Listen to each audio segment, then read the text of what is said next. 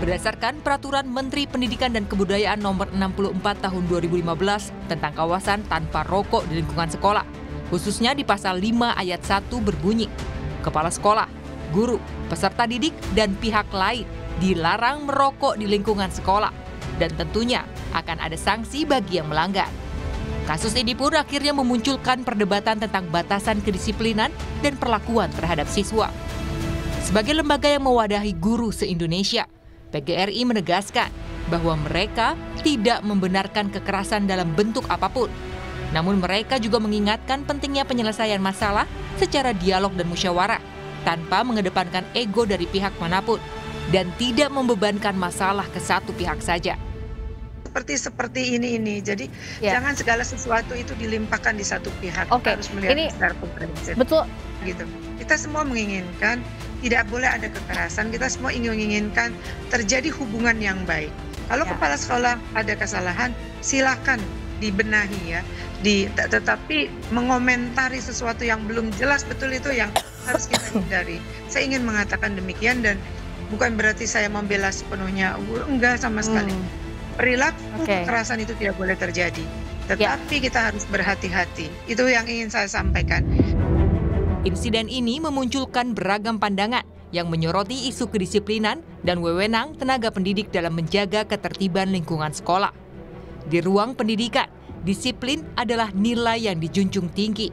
Dan seorang guru dihadapkan pada tanggung jawab moral untuk menegakkan aturan.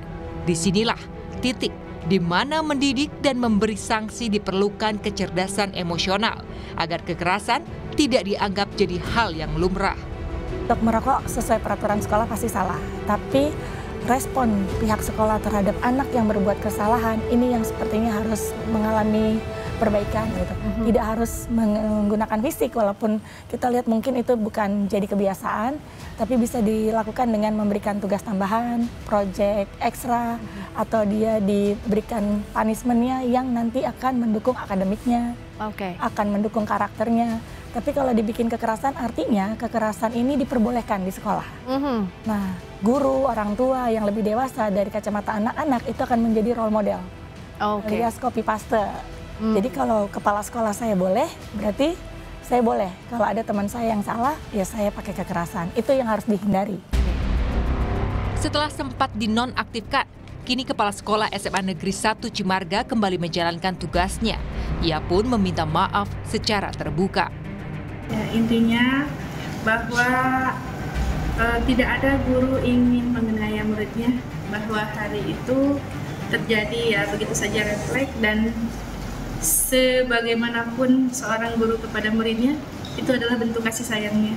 Ya, saya kan merasa sebenarnya tugas, karena kepala sekolah juga guru, maka apapun yang saya lihat itu adalah sebuah bentuk penyimpangan, saya harus ikut menegur gitu.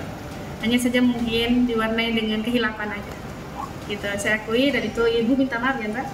Kalau hari itu ya sama-sama kita minta maaf. Nah, luar biasa.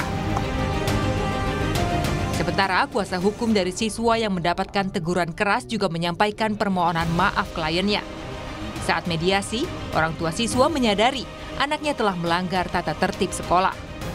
Selain permohonan maaf, pihak kuasa hukum juga menyampaikan sejumlah poin damai yang disepakati. Di antaranya pemulihan kondisi mental siswa dan menjamin hak-hak anak secara menyeluruh. Poin kedua, pihak pertama menyadari bahwa perbuatan tersebut tidak dibenarkan di mata hukum. Menyesali serta berjanji tidak akan mengulanginya kembali di kemudian hari. Poin ketiga, pihak kedua selaku orang tua menyadari bahwa perbuatan yang dilakukan oleh anak tinggal Piala Putra tidak dibenarkan dan melanggar peraturan tata tertib di sekolah.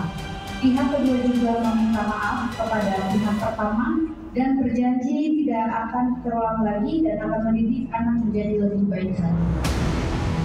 Gubernur Banten Andra Soni juga berharap tak ada lagi kasus seperti ini dan keberlangsungan belajar mengajar menjadi tanggung jawab semua pihak. Nah, ini bisa jadi permasalahan hukum, ya kan? Padahal niatnya Bu Guru, ya kan, adalah baik, ya kan? Indra sendiri ya setelah menyadari kesalahannya, ya, dan sudah saling memaafkan. Mestinya selesai di situ kan. Nah, sampai terjadi mogok, ini kan mempertentangkan antara guru dengan murid, dan saya berharap mudah-mudahan tidak terjadi lagi di Banten. saya sudah minta kepada Pak Sekda, Kepala Dinas untuk menyampaikan kepada guru-guru bahwa